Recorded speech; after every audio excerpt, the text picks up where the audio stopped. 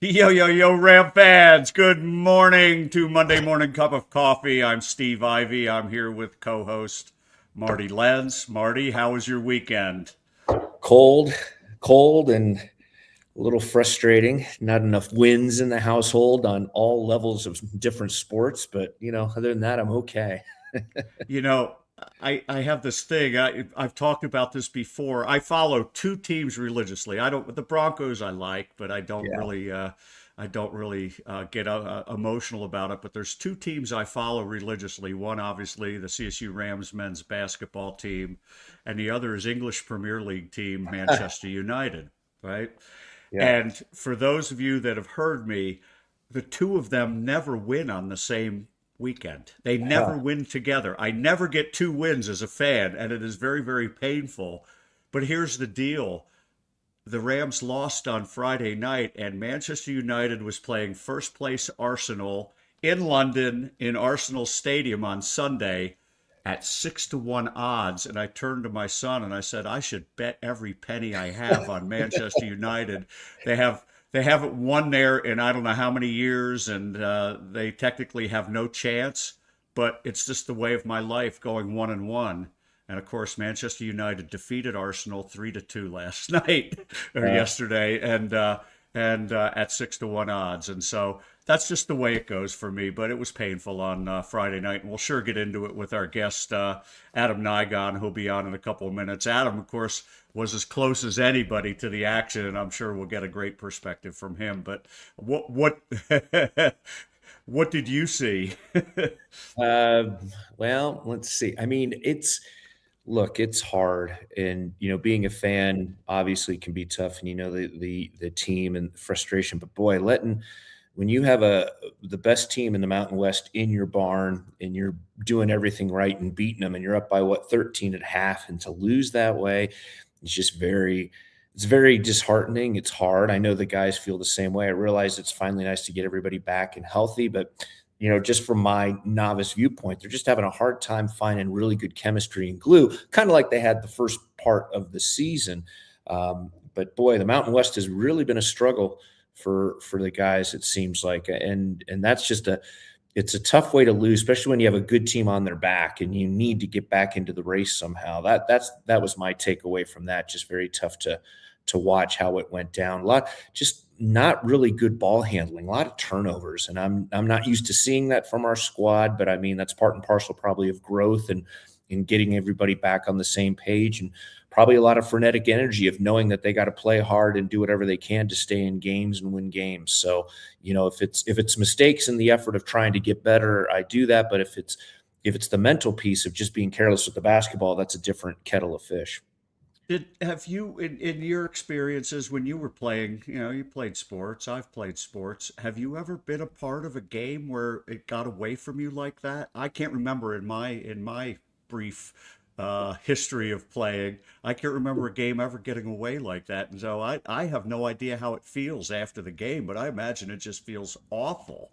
Oh, I mean, in my history of football with Colorado State, because I played in an era where we weren't very good, that I was bookended by two decent teams, but the middle part where I played the most, we weren't very good. Yeah, you go into a game and you're like, okay, we're playing them straight up. But a lot of times in that case, the talent just overtook us. There were just teams that had a little more talent.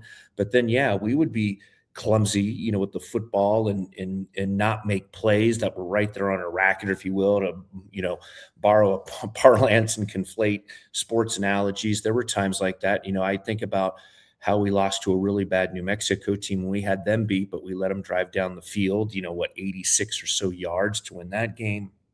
There are a lot of games like that. You think it's right there, but we can't. And I'm not blaming you, but you can't seem to close it out. And I think with us, we were, and it's not the same. The CSU basketball team's got wins and got goods. It's got a winning record, but I think we were just so used to losing that I think mentally we couldn't even get out of our own way, thinking, how are we going to screw this game up? And somehow magically we found ways to do it in my era. Yeah, it's interesting, the whole kind of the psychology. Anyway, let's bring Right. on the man that can really shed some light on what happened on Friday night, and to talk about what's coming up too. Adam Nigon. Adam, how are you today, man? Thanks for joining us. I'm good. I'm good. Just enjoying this cold weather a little bit. I'm up at work early here shining, so I'm in the wedding business. So don't mind me if you see some girly things in the background, just everyday things for me. Well, hey, I want to get started. Just talk about, you had an interesting, you have an interesting perspective. Number one, as a former player, but number two, as a radio color man, you are right on the floor, and you watched a game where for 25 minutes CSU was absolutely, actually 27 minutes, led by 12 points, and was absolutely playing lights out, other than giving away a few easy buckets to Utah State. And you had the front row seat to watch CSU absolutely melt down over a very short period of time. I'd like to hear your perspective watching it up close, but also try and frame it or couch it with, have you ever been a part of something like that? And what does it feel like? What do you think it feels like as a player? What was it like for you watching as a former player in broadcasting? I mean, I'm in Marty's boat. We weren't good at all when I played up until that last year or so. So it's hard to we had a losing mentality. We'd be up in games. We were up, I think, at UCLA by like 13 or 14 points. Playing Tyler Honeycutt and those guys back in the day, and then we scored 9 points in the fourth quarter and lose that game by like 10 or something. That's probably what the closest I can do, and it's just like trying to get out of that way. But I think the difference for CSU is it's just the way that they've kind of fell apart, and it's not as much as what teams are doing to us. It's specifically the Boise State and Utah State game. Like, we literally handed them ball, dribbled it off our foot, the last, 4 or 5 possessions of those games. And that's the frustrating part, is they're not more talented. They don't have a better squad. It's just little intangibles that, we're not following through on, and just like being ball tough, or, little game winning plays that, you're just not making. And that's what's kind of, frustrated you the last few weeks or so, is you just got to, find ways to make those winning plays. And it's tough from our 2 best players. Last game, it was 6 turnovers from, Jorgensen, who was on fire, but he was throwing it to him every other play, it seemed like. And then, Rex Steiner's had a few turnovers too. I was just looking at it. He's, had 3 or more games of, 5 turnovers or more, but 3 of the last 4 are 3 or more. So, the thing for that is, can he kind of steer the ship with some of these better guards that are locking him up too? Honestly, they're playing some pretty hard, defense, and, the Rams just don't have a true backup point guard either, so it's like JoJo MacGyver comes in, he looks a little shaky, it's, Jevin Mooney's is very good, but like, he lacks some things on the other end of the floor, which is why you see him come out of the starting lineup. And so it's just kind of trying to get everybody on the same ship, doing the right things, and then making winning plays when they really matter.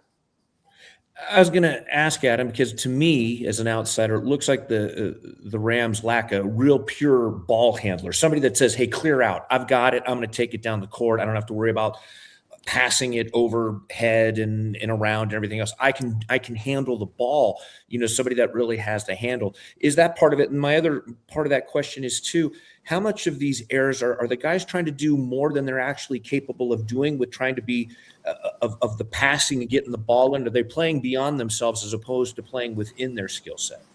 I think that's a 2-part question, or loaded at least, because we've been so spoiled with 5 years of Isaiah Stevens, who's the ultimate point guard. You know what I mean? So it's like, you got to, now we're starting to feel it a little bit. We had Nick help us out a little bit. Now you're really trying to feel, the guy that you really miss is Isaiah Stevens. And so, to me also, everybody's a point guard now. Like, not when I played, I didn't want to touch the ball. I got the hell out of the way. I didn't want any part of it, didn't have to have any part of it. Whereas I think about it now as a player, I definitely would have to be a 1, 2, or 3, or 4. I played 1 through 4. So I would have to be in a point guard, and I would have to be able to score off a ball screen. In this type of basketball and the way you guys play, like, you kind of see it a little bit in Pasquarelli and his struggles to score one-on-one off of anything other than a drive and kick. You see him come off for a couple pull-ups, but it's just not as confident as, most guys, who are pure scorers. So that's the tough part is everybody's got to be a point guard, but not a lot of people want the ball when, it's crunch time and everyone's breathing down your neck for 90 feet.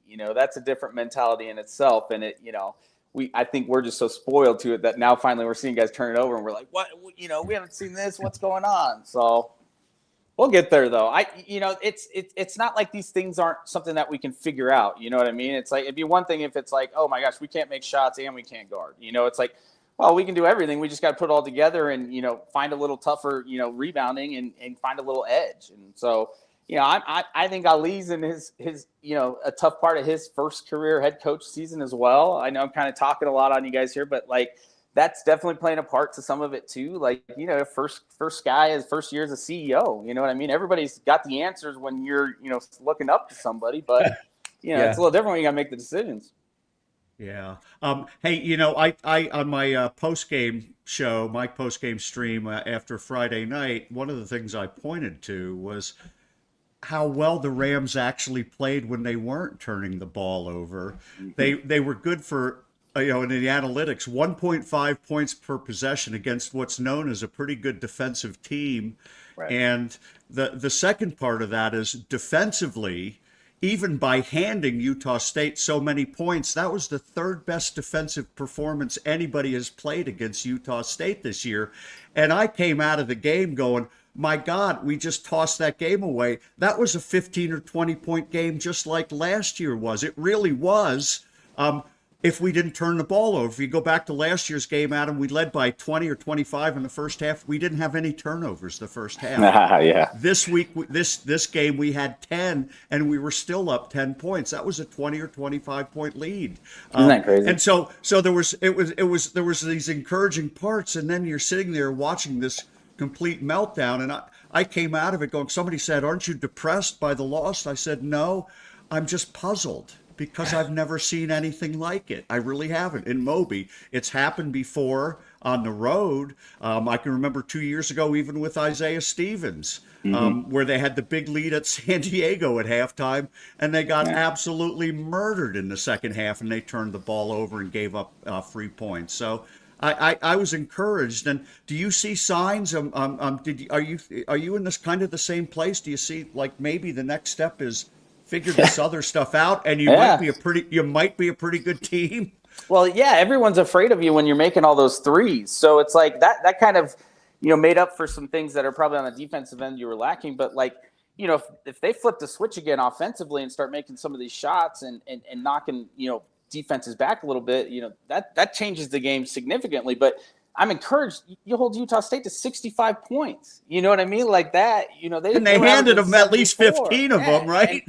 And the fast break points over the last 2 games with Utah State, 34-0. We didn't get a fast break point in the last 2 games against them. And again, it's 65-61, so for us, it's just, we've got to find a way to put a complete game together. And that's the tough part is you see it here. You see we were bad at defense early in the conference, then we figured that out, and then we couldn't score either. So it was like we're trying to put out these fires, but starting different fires in different places. And so for us to kind of just stick with it, I mean, I think at this point it's at least like, oh man, the stress of an at-large or any of that nonsense is kind of through the roof, and you just kind of got to figure it out before Mountain West Conference play, and that's kind of a good mentality to have, to where you're going into you're looking at Wednesday night at San Diego State, and that's going to be as tough a game as you played all year too. And so what are you going to do? Feel sorry for yourself, get blown up by 40, or just show that you've been working on the things that that go wrong and figuring it out and coming in there and making it tough on those guys. Adam, do you like the rotation that Coach Farouk Namesh has? Do you like the starting lineup? Do you still think there's pieces here and there within that lineup, the chemistry that is going to change and maybe be done a little better as we progress? Oh, certainly. Yeah, no, I mean, I like that he's willing to change the lineup. You know what I mean? He's just looking for anybody to give him something different, to change kind of what they're going through. You see it with that zone, they're throwing zone around a lot, which is, as bad as we've guarded, you might as well, like, you got to find winning ways and something to get, something, tip your cap on. And to me, I think initially what we can do right away is better on the ball defense, getting more deflections, getting more steals, and getting more fast break points. Because you look at that number, 0 fast break points when you played good enough defense to hold them to 65 points. Like, we need to put pressure on the rim earlier. We're a slow team offensively by design, but it's not working right now. So let's put 15 seconds on the shot clock and say somebody other than Brandon has to go find their own shot in 15 seconds in that offense. And so that might put some teams on their heels early, gain some confidence, and then you're not relying on every defensive possession to, churn you up. And, hopefully at that point you can just, again, hold on to the ball was the last couple games, just give yourself a chance other than just handing it to them. And I want to interject before you say anything, because you said something, Adam, because I want to get your take on this, Steve, too. Did I hear something right that, even though we're the highest percentage shooting threes in the country, our pace of play is slowest in the country? Are those incongruent? Like dead last. Yeah, it's right. Dead last. Is that incongruent? Is that normal? Are we kind of an oddity there? I think early it was nice because teams couldn't scout you and they didn't really know how to play you differently and do a couple of deny. A lot of teams not only are pressuring the ball, they're denying one pass away too, you'll notice, or they're really baiting you to throw the ball to Bemba, and then they're just jumping the passing lane and try and get their 5-man out to steal. So, those things are kind of hard to overcome with just a quick, simple back cut, because then you're into all the action. So, it's hard because you're right. Earlier we were shooting it so well, and then we got, thrown around, had to kind of go a little more inside than probably outside. And, that kind of happens. But yeah, to be the slowest team, it's not, something that's concerning. It's just we grind people up. We're Princeton on steroids essentially. We are we're an NBA style offense that has Princeton principles. So it's hard to say let's go really fast, but at some point you may need to switch it up a little bit as we have come a little robotic and just like, okay, I've got the ball this spot, I need to swing it or come into here. You know what I mean? You need to be a player and just kind of take advantage of some of those reads. Adam, along those lines of the pace, like you've pointed out, and I've pointed out that we do play at the slowest pace in the country.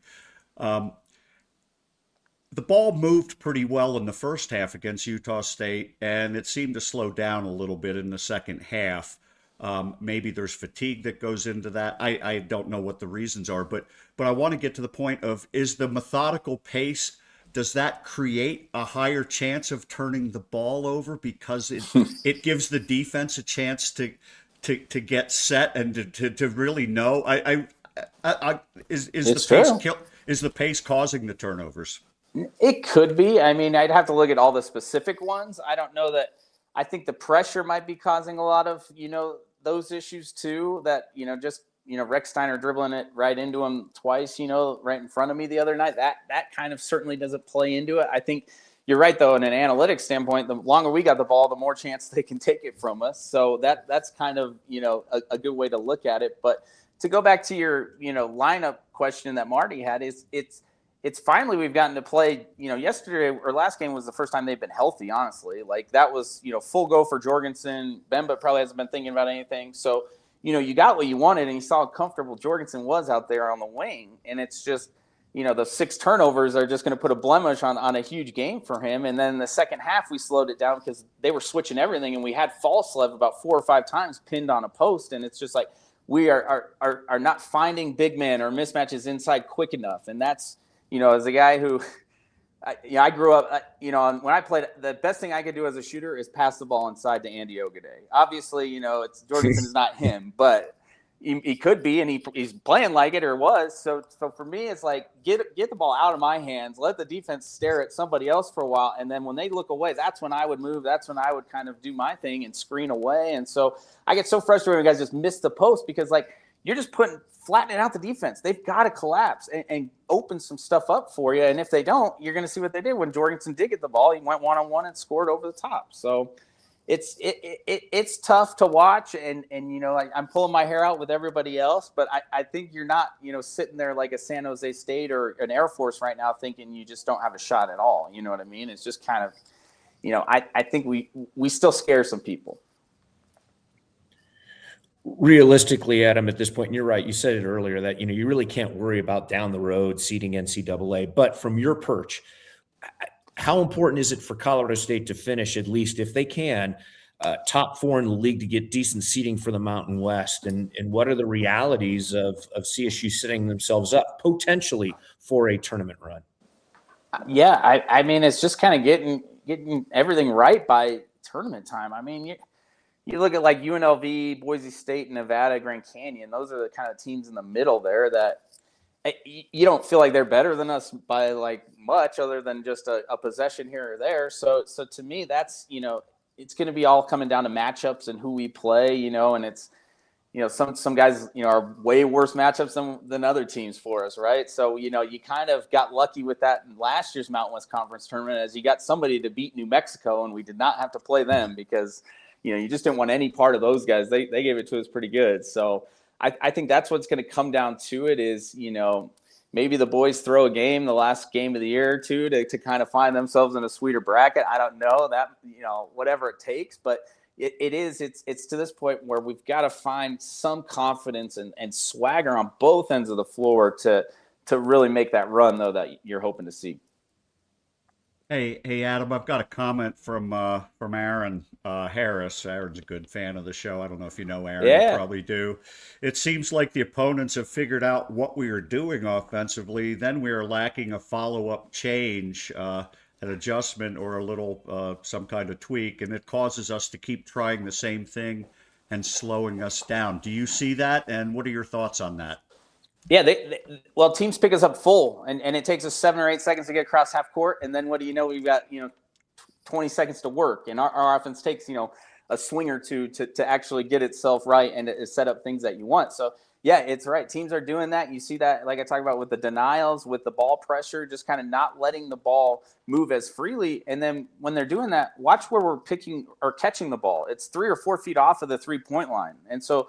That's what I preach on the show a lot is we got to do that to other teams too. Like, make teams feel us on catches so much that we're feeling the same thing. It's, they're operating on the 3-point line. We're 3.3 feet off, and there's just no, that's the difference between getting a good clean shot and, a contested one. So I do feel in there as, we're going to be able to switch it up now with Jorgensen back full go. I think you were a little limited in bringing some guys off the bench that you kind of had to stick with it. But I think I saw him in the Utah State go to it was almost like a 3-round-2 where both of them came up the elbow to the high post as a bit of a tweak. So I imagine that's some things they're looking at too. And, just trying to, start a possession with a post touch. You know what I mean? I love that so much. And I just think it does so much for an offense that when you do catch it at the high post, again, everybody's already stretched out to those guards to where if you get a catch right off that low block, it's kind of changes the defense instantly. And then, throw a few more wrinkles in there. But,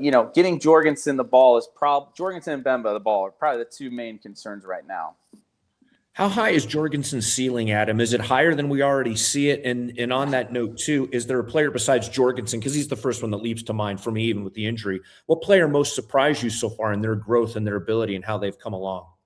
Yeah, did you say the highest market? Did you say for ceiling? Jorgensen? Yes, ceiling. Yeah. My son said, he says, Dad, if Jorgensen keeps playing, he says he's going to transfer. It's going to get expensive. Don't tell me that. It's tough. I mean, it sucks. It sucks. The whole thing kind of just it does. It breaks your heart to say it, and it's when are we going to see another Jalen Lake come through the program? I don't know if we ever will. I mean, Jorgensen certainly feels loyal, but what.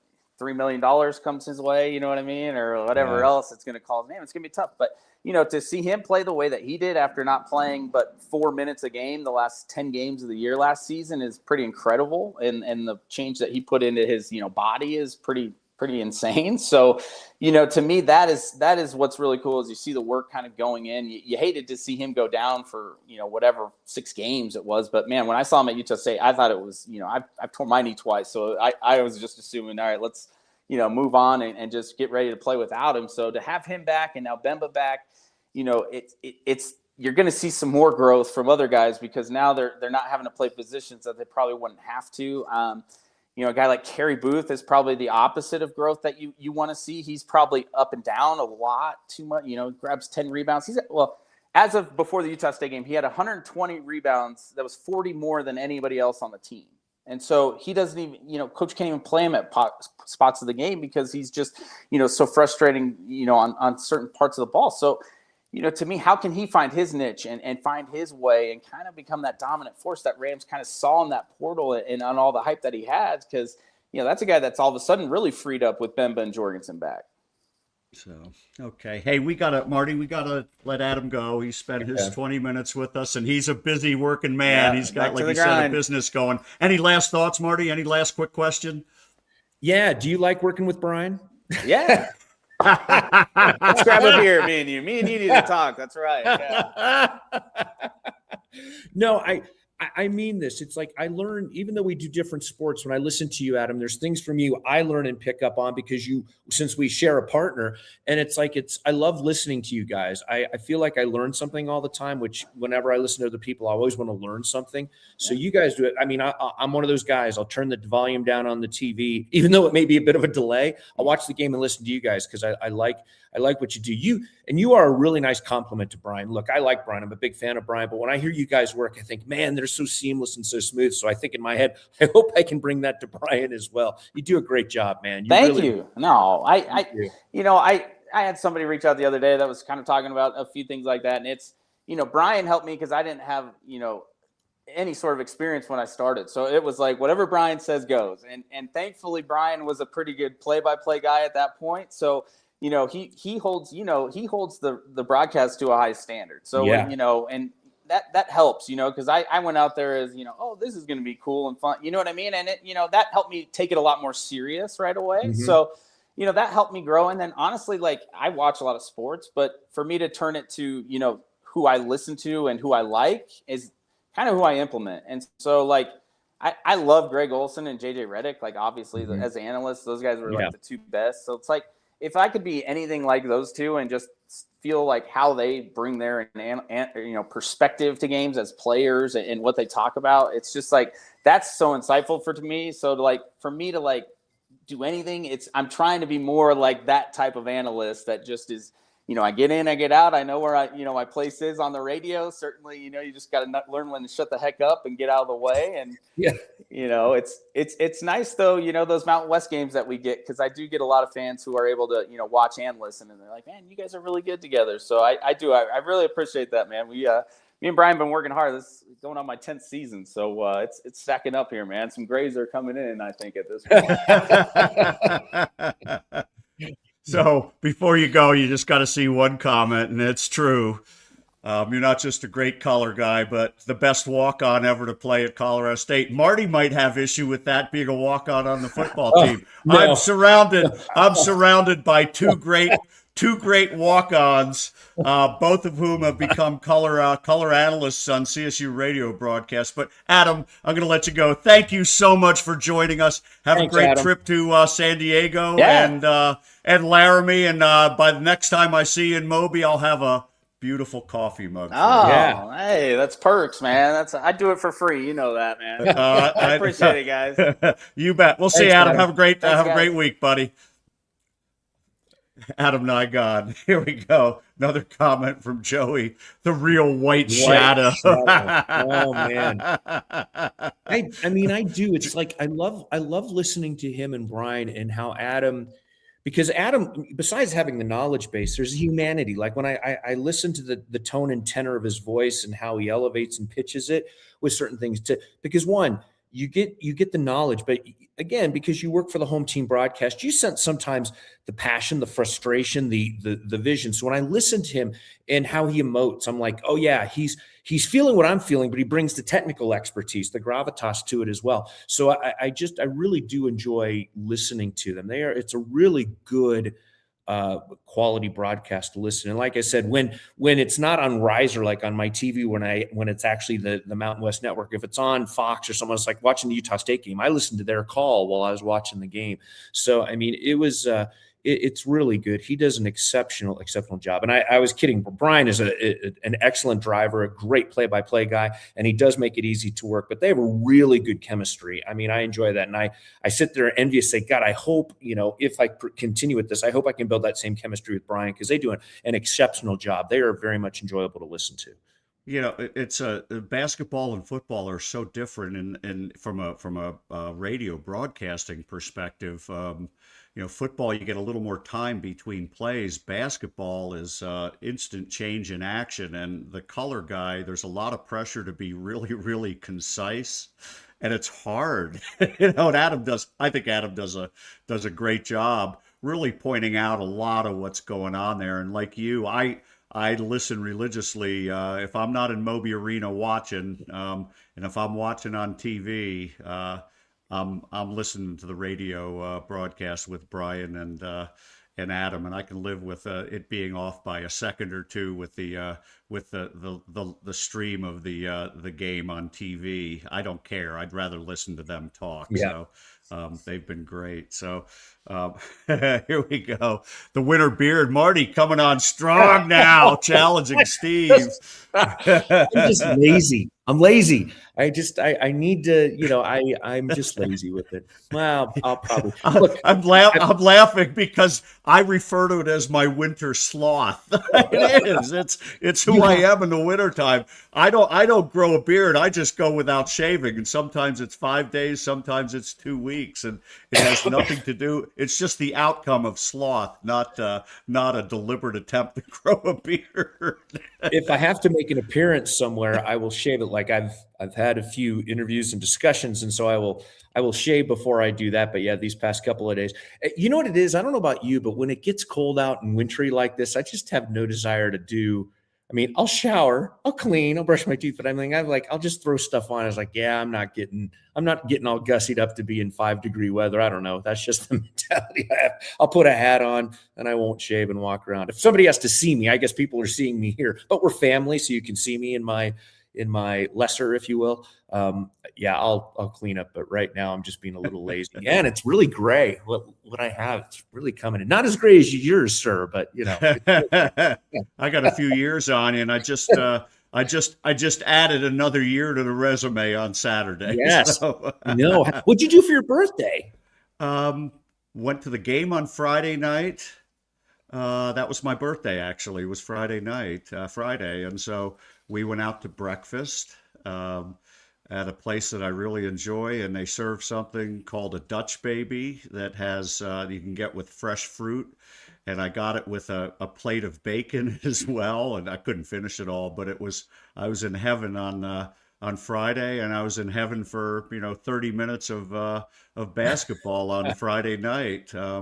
Came home and did my show. My live post game show was very disappointing. It was kind of cathartic. My wife said, "Honey, don't be mean. They're going to hate you. The team's going to start hating you if you're mean."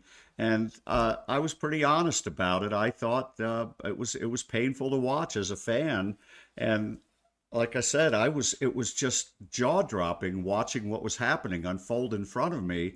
There were so many encouraging things that happened, and this team needs to learn that it's right there in front of them if they keep going and keep working at it. I point to, like I said, that was the third best defensive performance anybody has put up against Utah State. We're not known as a defensive team, but we're starting to see the defensive stuff take hold. They did such a wonderful job preparing. I saw the practice. I went to practice on Wednesday, and I saw what they were putting in to defend Utah State, and they did it perfectly. They held the best player in the Mountain West has been Mason Falslev. They held him to 9 points. He was inconsequential. The other leading scorer, the other top scorer, MJ Collins, ended up with 20.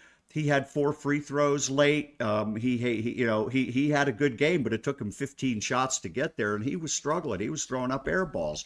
We did a great job on him, and all in all, we did a great job when we weren't handing the ball to them for easy dunks, uncontested dunk layups, and we should have held them to 50 points, and we held them. 65 was a low total. We should have held them to 50. That would have been far and away the best performance of anybody against them, and it was just so not discouraging, but just a shock. Everything is there for this team. And I was upset because they lost, but I wasn't upset because, as my wife said, I really enjoyed that first half. They were so good in the first half, and it was hard to see it get away. The one thing, you asked you asked Adam about the the rotation. You asked him a little bit about Ali. Ali is a first-year coach, and I thought one of the mistakes he did make on Friday night was he rode Jorgensen and Mbemba hard in the second half, and I think they were fatigued at the end. Kyle didn't score the last 18 minutes. Rashawn scored free throws, and I think he had one hoop. But they got tired, and I looked it up. Both of them played career-high minutes in that game on Friday night. And I would have liked to have maybe seen a little more of Augie Kiadoulis. Augie didn't play the entire second half and didn't play badly in the first half, but for some reason didn't play in the second half. And I think that was a first-year coach trying to ride those guys, his best players, and they are his best players, but maybe they weren't quite ready to go that number of minutes. Is it harder? I mean, for me, I'll say this. It's harder to watch a team not perform when they have talent. You know, this team has talent. You've seen them have talent. It's harder for me to see them not perform to where I feel they should be at times when they have talent versus when you go in knowing, man, we're just outmanned and outgunned, and you want to be good, but you just look at the chess pieces and say, we don't match up, but you know this team does, but then still can't seem to get it done. I find that more frustrating. Do you find that frustrating? Absolutely. And somebody on my show, my post-game show on Friday night, said that they were getting vibes from the 22-23 team, which went 6-12 in conference. It was the year Isaiah Stevens broke his foot and came back. And I said the vibes are there just in terms of the mistakes they make to cost them games, but this team has so much more balance from guard all the way through center, whereas that team in 22-23 didn't have many bigs at all. They had James Moores, who was a good backup, and they had Pat Cartier, who was an undersized center, and that was it. And they would get pushed around defensively. They would struggle, and they were very, very guard heavy. This team has enough guards, but they've got bigs as well. And this is probably the deepest bunch of bigs they've had in a long time. And so it's a different vibe for me. This team has so much more potential, and I can see them going on a streak. Unfortunately, I don't see that streak starting on Wednesday night against San Diego State, who's playing the best basketball in the Mountain West right now. So anyway, that's kind of where I'm at. But boy, if it did get started on Wednesday, that could really spark something, couldn't it? If somehow they went in there and got that win, that would be a nice fire to get lit. Yeah, it's a big week at San Diego State, and then they go up to Laramie. And Wyoming has not been playing all that great. They're starting to maybe feel a little bit of the stress of, and their record is the same as CSU. I think they travel. I think they go to Utah State on Tuesday or Wednesday, and then they come back home to Laramie to play us in the first Border War on Saturday, and that'll be a big game for them for sure. That how they draw 3,000 people for the home games, and they'll get 8,000 or 9,000 on Saturday for our game, and it'll be a little different kind of vibe there. So, but yeah, it's a big week because we're getting into the back half of the schedule, and it is in CSU's favor, the back half of the schedule. But boy, they got to take advantage of it. They really do, and I'm looking forward to it. I love this team. I like the players, but boy, it's they've got to look at themselves in the mirror and say, I'm not going to let that happen again. Right. All right. Well, go Rams. Excited about it. Get a couple days for them to get healthy and get back on the court. So before we go, one last thing from Joey. Odds that Marty will stand at midfield and canvas with a windsock to direct shooters into the stadium, like Amy with her windsock at Mile High yesterday. What do you think? You going to do it? Oh, sure. They asked me to. I'll do anything. I'll do anything for the Rams, of course. Yeah, I saw President Parsons out there. I thought that was hilarious with that. So not the good luck charm we were needing, though, yesterday, if you're a Broncos fan, but still, no, that was neat to see. A lot of touch points for CSU and the Broncos. They're definitely There you go. Odds that Marty will throw out the first pitch at a CSU baseball game. Yeah. Drop the puck at a CSU hockey game. Yeah, any of that. Drop the puck. There you go. If they asked me to throw out the first pitch I would break out the number 2. I would There break you out go. Uncle Charlie and not let the catcher know that the big breaking ball was coming like I did in Little League. I would throw Right. curveballs to a catcher who didn't know it was coming, and every once in a while I'd doink his cup. I do the ethos pitch. So Anyway, let's call it a day, young man. That was fun. Thank you to Adam Nigon for coming on. Thanks to Marty once again for joining us. Hopefully everybody had a good time. Thank you everybody for coming in. Aaron and Joey and all the rest of you guys with the comments. Let's have a great week, everybody. I'm going to be doing just to let everybody know, I'll be doing a little show I do with Jeff Grammer of Albuquerque, the Albuquerque Journal, later today, where we give our weekly Neek Awards. We'll be going live. I don't know exactly when, but it'll be sometime early afternoon. Wednesday night, post-game show. Thursday night, I'm going to be doing a joint show with a gentleman from WyoNation.com, a Wyoming fan site. We're going to do our border war preview and have some fun doing that. And then obviously the post-game show after Saturday. I won't be going up to Laramie, but I'll be doing my post-game show right after the game. So busy week for me. You got a busy week ahead of you? not that I'm aware of yet, but I'm sure I'll get the honeydew list from my wife. So yes, but I won't share what those things are. They're not that exciting. So All righty. Well, thanks again, man. We'll see you Thank next you. Monday. Have a great week. All Go right, take care. Rams. Go Rams.